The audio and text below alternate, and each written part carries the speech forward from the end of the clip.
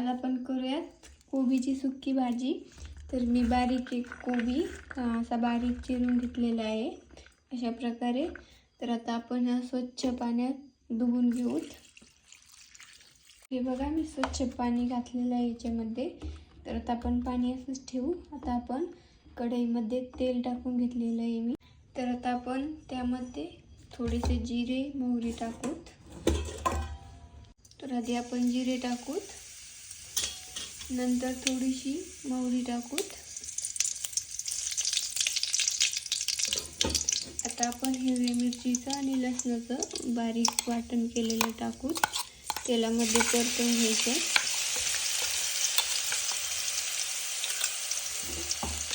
तर आपण ते हलवून घ्यायचं खाली।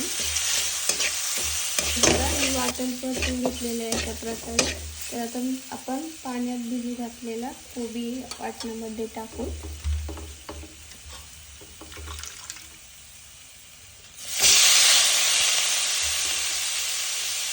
तर मी कोबी सगळा वाटणामध्ये टाकून घेतलेला। आता आपण हलवून घेऊ, सगळं मिक्स करून घेऊ। तर मी सगळं मिक्स करून घेतलंय। आता आपण त्याच्यावर टाकू थोडीशी हळद,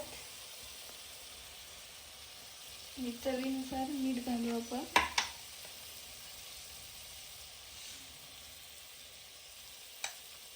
थोडासा गरम मसाला टाकू, अर्धा चमचा। आपण सगळं मिक्स करून घेऊ।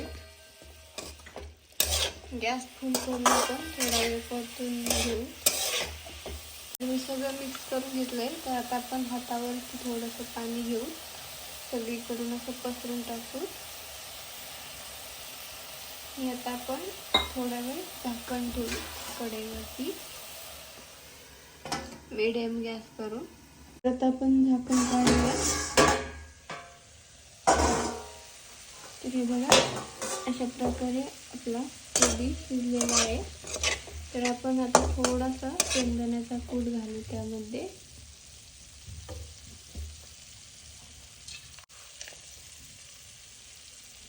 थोडीशी कोथिंबीर घालू।